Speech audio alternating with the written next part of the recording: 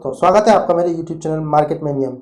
आज हम इस वीडियो में बात करेंगे कि पूरी दुनिया के स्टॉक मार्केट्स में आपको देखने को मिल रहा है कि बहुत गजब की हलचल मची हुई है। मतलब एक दिन नीचे जाता है, एक दिन ऊपर जाता है। आज हम इस वीडियो में लास्ट 1 ईयर में क्या क्या नेगेटिव न्यूज़ पूरी दुनिया में देखने को मिली है और उसके इम्पैक्ट को जानने की कोशिश करेंगे। अगर हमें मार्केट में बने रहना है और लॉन्ग टर्म में स्टॉक मार्केट में पैसा बनाना है तो हमें नेगेटिव न्यूज़ या नेगेटिव रिपोर्ट के बारे में भी बात करनी चाहिए, क्योंकि नेगेटिव रिपोर्ट के वक्त भी हमारा पॉजिटिव एटीट्यूड के साथ रहना बहुत ज़रूरी है। क्योंकि अगर हम गिरावट के वक्त मार्केट में टिके नहीं रहेंगे तो हम मार्केट में कभी भी पैसा नहीं बना सकते। और आज पूरी दुनिया में नेगेटिव न्यूज़ के अलावा कुछ चल नहीं रहा है। इस सब की शुरुआत हुई थी रशिया यूक्रेन वॉर से, जो वॉर आज तक ख़त्म नहीं हुई है और उसके चलते पूरी दुनिया में तेल के दाम बढ़ गए हैं। वहीं तेल के दाम बढ़ने से पूरी दुनिया के देशों में महंगाई बढ़ गई है और महंगाई बढ़ने से पूरी दुनिया के सेंट्रल बैंक ने इंटरेस्ट रेट्स हाइक कर दी है और जिससे पूरी दुनिया में रिसेशन का खतरा आ गया है। और रिसेशन आने से दोस्तों देश की इकोनॉमी डाउन होने का खतरा भी बढ़ चुका है। इन सब बातों से सभी देशों के स्टॉक मार्केट में ज़बरदस्त गिरावट देखने को मिली है। तो अब समझने वाली बात यह है कि आखिर ये समस्या कितनी लंबी और चलेगी और कब तक निवेशकों के दिल इसी तरह छलनी होते रहेंगे। देखिए, पूरी दुनिया की स्थिति सुधारना न तो मेरे अकेले के बस में है और न ही आपके, तो फिर चिंता कैसी करना। पर आप सबको ये पूरी बातें मैं समझा क्यों रहा हूँ। मेरा मकसद ये है कि मैं एक और नेगेटिव न्यूज़ लेकर आया हूँ। एक साल से अगर कोई निवेशित है तो वो समझ लें कि अब एक और नई समस्या मार्केट में आने वाली है और इसको बहुत ही गंभीर समस्या भी माना जा रहा है। दोस्तों, आप लोगों को अब अपना दिल मजबूत कर लेना चाहिए। देखिए, अब जल्दी मैं हिस्ट्री को याद दिलाना चाहता हूँ। आजकल ये चर्चा बहुत जोरों से चल रही है कि 2008 का क्राइसिस वापस आने वाला है। तो अगर आप लेमन ब्रदर बैंक के डूबने के बारे में जानते होंगे तो उसके इम्पैक्ट को शेयर मार्केट में भी आपने देखा होगा। देखिए, 2008 में लेमन ब्रदर बैंक बहुत ही आसानी से होम लोन बायर्स को लोन देता था बिना किसी प्रॉपर इन्वेस्टिगेशंस के।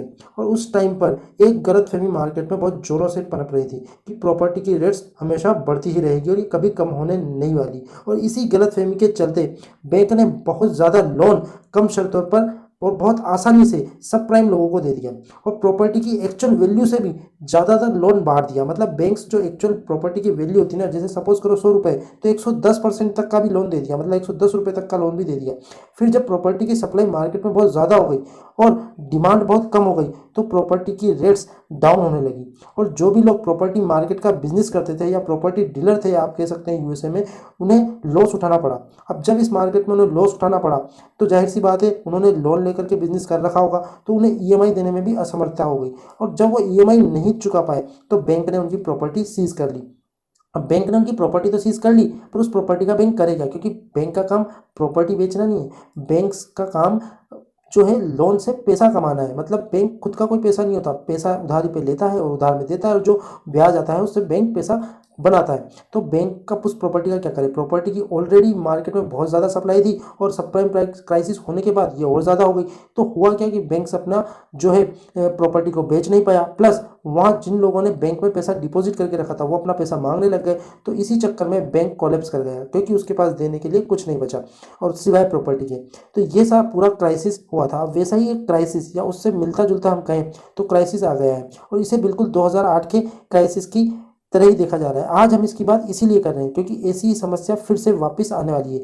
जी हाँ दोस्तों, एक और बैंक डूबने वाला है। इस बैंक का नाम है क्रेडिट स्विस। ये एक स्विट्जरलैंड का बैंक है। देखिए, इस कंपनी में जो गड़बड़ चल रही है ना, वो पिछले 1 साल से ज़्यादा से चल रही है।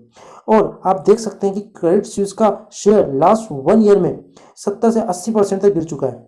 और क्रेडिट स्विस बैंक ने अपने कस्टमर का पैसा कुछ ऐसी कंपनियों में लगा दिया था जो कि बहुत ही रिस्की थी। इनमें से एक कंपनी थी ग्रीन सिल लिंक्ड फंड, जिसमें क्रेडिट स्विस लगातार अपने कस्टमर का पैसा इस कंपनी में लगवाता गया और इसने अपने कस्टमर के $10 बिलियन तक इस कंपनी में डुबो दिए। और इससे क्रेडिट स्विस कंपनी पर कस्टमर का और निवेशकों का भरोसा लगातार कम होने लगता है। पर यह अकेला ही ऐसा इंसिडेंट नहीं था। मार्च 2021 में ग्रीन सिल के साथ एक और कंपनी डूब जाती है जो कि एक हेज फंड कंपनी थी और उससे भी कस्टमर को $5.5 बिलियन का लॉस हो जाता है। क्रेडिट स्विस के कस्टमर को इतने बड़े बड़े लॉसेस देने की वजह से ही क्रेडिट स्विस पर लोगों का भरोसा और क्रेडिट स्विस की मार्केट में गुडविल धीरे धीरे कम होने लगी, जिसका इम्पैक्ट इसके बॉन्ड मार्केट में भी पड़ा।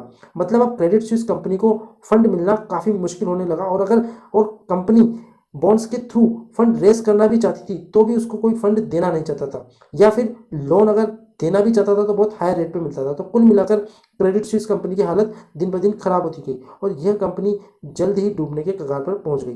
पर बैंक के डूबने से हमें क्या फ़र्क पड़ता है, हम यही सोचते हैं। तो इस बैंक का नेटवर्क दोस्तों 50 देशों में फैला हुआ है और जब बैंक डूबता है ना तो उसके साथ कई और चीज़ें भी डूबती है, कई और लोगों को भी लेकर डूबता है। बैंक डूबता है तो जो बड़े इन्वेस्टर होते हैं जिनका पैसा उस बैंक में होता है वो अपना पैसा निकाल नहीं पाते, जिसका इफेक्ट उनके बिजनेस पे पड़ता है, जिससे वो अपने सप्लायर्स को पैसा नहीं दे पाते और फिर उस सप्लायर का बिजनेस का इफेक्ट होता है और फिर वो सप्लायर अपने आगे जिनको भी उनको उसको पैसा देना होता है उसको नहीं दे पाते। मतलब इस तरीके से पूरी चेन कोलैप्स हो जाती है। और अगर बैंक इंटरनेशनलाइजेशन लेवल का हो तो इसका इफेक्ट भी दुनिया पर पड़ता है। तो आप समझ सकते हैं कि आने वाले समय में क्या स्थिति देखने को मिल सकती है। तो कुल मिलाकर पूरी दुनिया में भयंकर क्राइसिस का माहौल खड़ा हो सकता है और हर तरफ नेगेटिव न्यूज़ ही चल रही है। पर फिर भी मैं कहूँगा कि आपको ऐसी स्थिति में निवेश के अवसर तलाशने चाहिए, क्योंकि यही वो मौके होते हैं जब आप अपने पैसे को दुगना और तिगना कर सकते हैं, जैसा कि लोगों ने कोरोना में किया था और 2008 में भी किया था। पूरी दुनिया में डर का माहौल है और हमें इस डर को ही कैश में बदलना है। तो आप अगर चाहें तो अगर ऐसी स्थिति आती है और आपके पास ऑलरेडी कैश पड़ा हुआ है तो आप इसमें काफ़ी अच्छे मौके बना सकते हैं प्रॉफिट कमाने के। तो फिलहाल इस वीडियो में इतना ही। अगर वीडियो पसंद आई हो तो वीडियो को लाइक शेयर सब्सक्राइब करना ना भूलें। Thanks for watching this video.